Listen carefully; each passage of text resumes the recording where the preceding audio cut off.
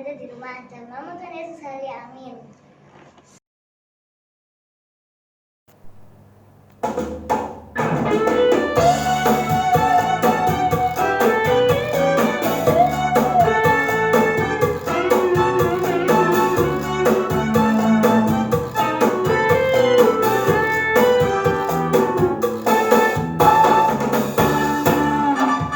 Yesus, gembala baik, Dia mengenal aku.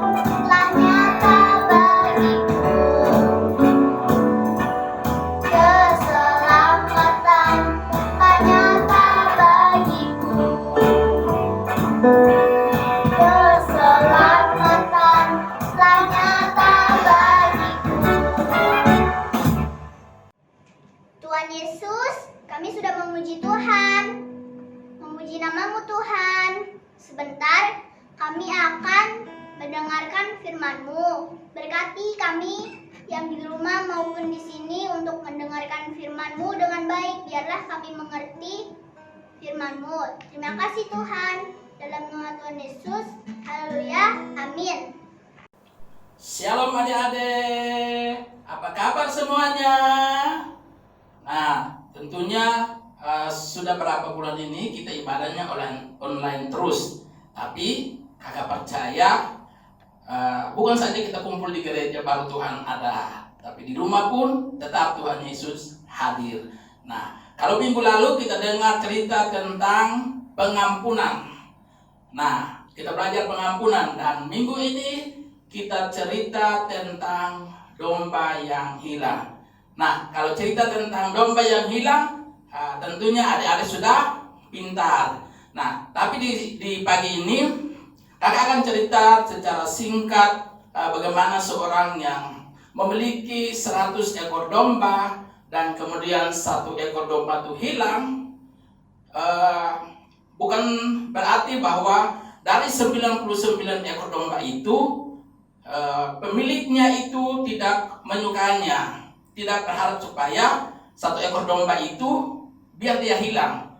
Tetapi pemilik dari domba tadi itu dia pergi mencari. Nah, setelah dia pergi mencari dombanya yang 1 ekor itu hilang, dia ketemu domba itu, kemudian dibawanya pulang. Nah, setelah dia menemukan domba yang hilang tadi, dia bukan bilang kata ayo pulang, tapi dengan penuh kasih sayang dia mengangkat itu domba yang hilang tadi, dia letakkan di atas bahunya, kemudian dia pulang dengan penuh sukacita. Nah, tentu juga adik-adik kalau ingin sesuatu yang paling berharga ataupun kehilangan sesuatu yang adik-adik paling sayangi, tentunya adik-adik cari sampai ketemu. Kalau sudah ketemu, pasti adik-adik gembira.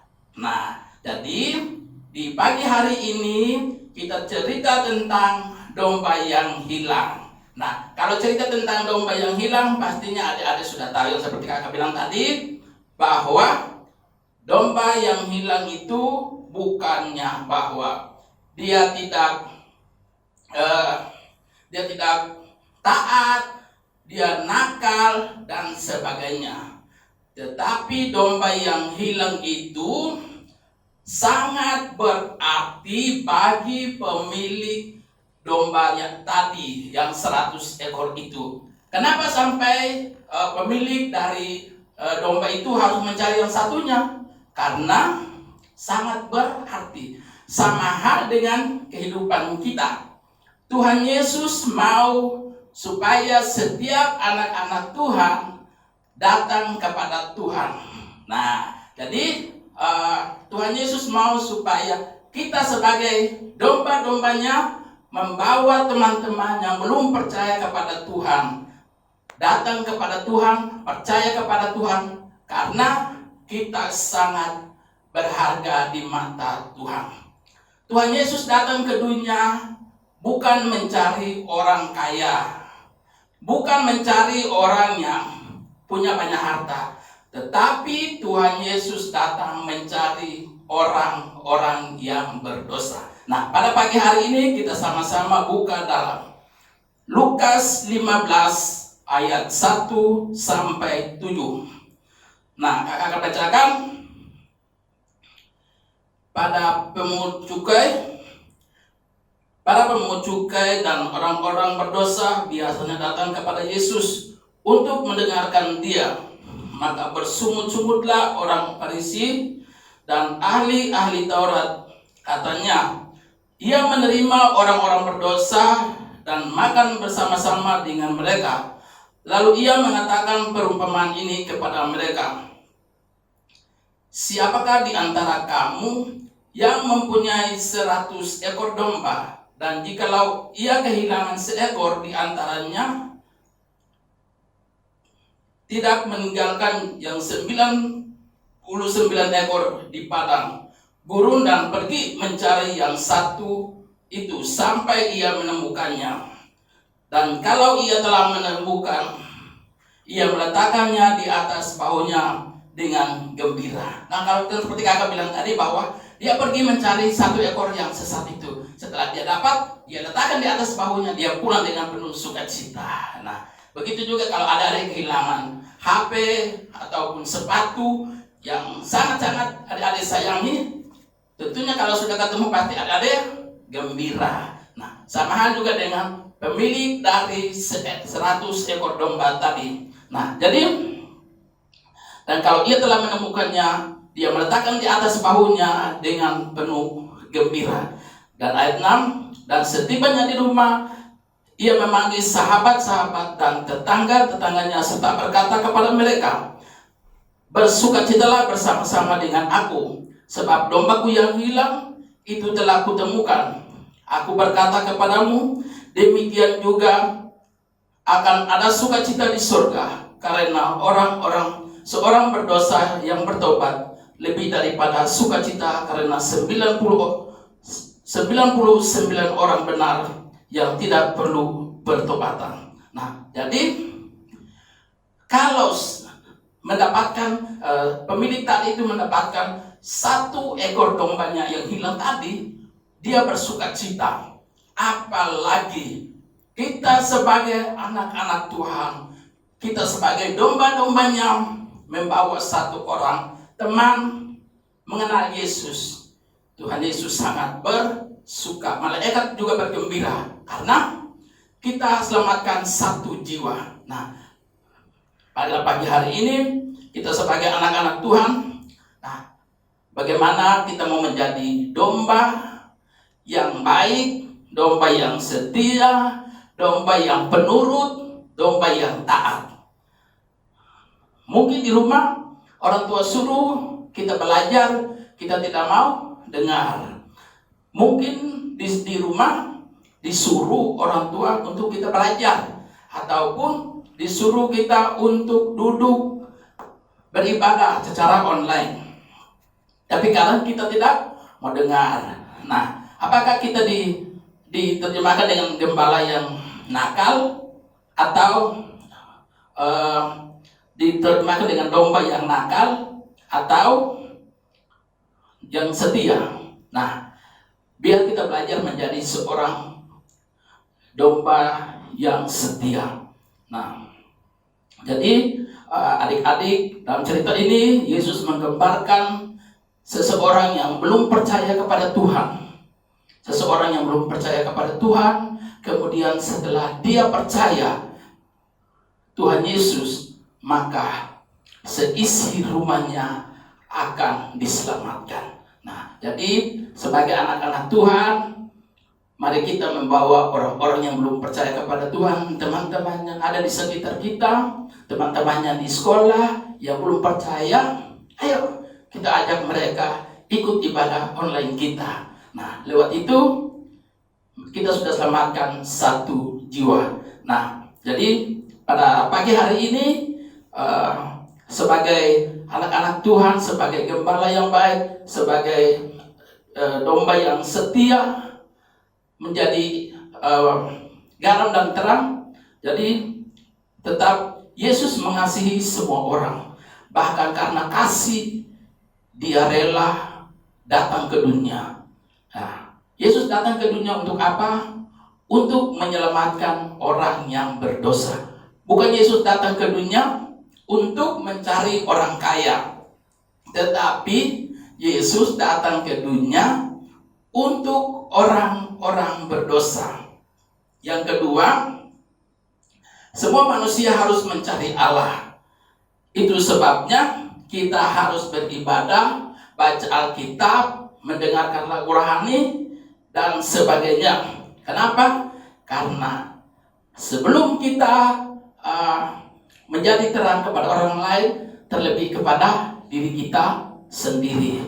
Jadi percaya bahwa setiap dalam kehidupan kita percaya bahwa Tuhan sudah ada dalam hidup kita. Kita sudah ditebus dan kita menjadi domba-domba yang setia. Nah, yang ketiga, ada tanggung jawab untuk kita mengajak orang-orang yang belum mengenal Tuhan. Entah itu orang tua kita, koko kita, cece kita, nenek kita, opa kita yang belum percaya Tuhan. Ayo adik-adik, jangan seorang pun menganggap engkau rendah, tetapi nyatakanlah firman Tuhan itu kepada mereka. Nah, jadi adik-adik belajar untuk menjadi seorang gembala ataupun menjadi domba yang setia memberitakan Injil. Lewat kehidupan adik-adik, biarlah kita menjadi domba-domba yang setia. Nah, jadi pada pagi hari ini dari pembacaan kita dalam Lukas 15 ayat 1 sampai 7 menceritakan bagaimana dengan Tuhan Yesus dengan memberikan perumpamaan tentang domba yang hilang. Nah, bahkan Tuhan Yesus mengatakan bahwa Dia datang ke dunia bukan untuk dilayani, melainkan melayani. Jadi kita lihat bahwa Tuhan Yesus itu ke tempat-tempat orang sakit itu bukan Tuhan Yesus duduk, tapi Tuhan Yesus melayani. Berarti kita juga belajar melayani orang lain. Artinya kita bawa teman-teman yang belum percaya kepada Tuhan, orang tua kita yang belum bersungguh-sungguh kepada Tuhan, ajak mereka dengar firman Tuhan. Nah, pada pagi hari ini biarlah kita menjadi domba-domba yang setia. Biarlah firman Tuhan pada pagi hari ini mengajar kita menjadi seorang domba yang setia. Sekalipun kita kecil, biarlah kita menjadi terang, kita menjadi lilin, menjadi penopang dalam setiap perjalanan hidup kita. Biarlah kita menjadi sinar bagi kemuliaan nama Tuhan. Ya, puji nama Tuhan. Inilah firman Tuhan yang saya sampaikan pada pagi hari ini. Shalom, selamat pagi. Tuhan Yesus, kami sudah mendengarkan firman-Mu. Biarlah firman-Mu itu jadi kekuatan bagi kita untuk sehari-hari. Dalam nama Tuhan Yesus, kami sudah berdoa dan mengucap syukur. Haleluya, amin.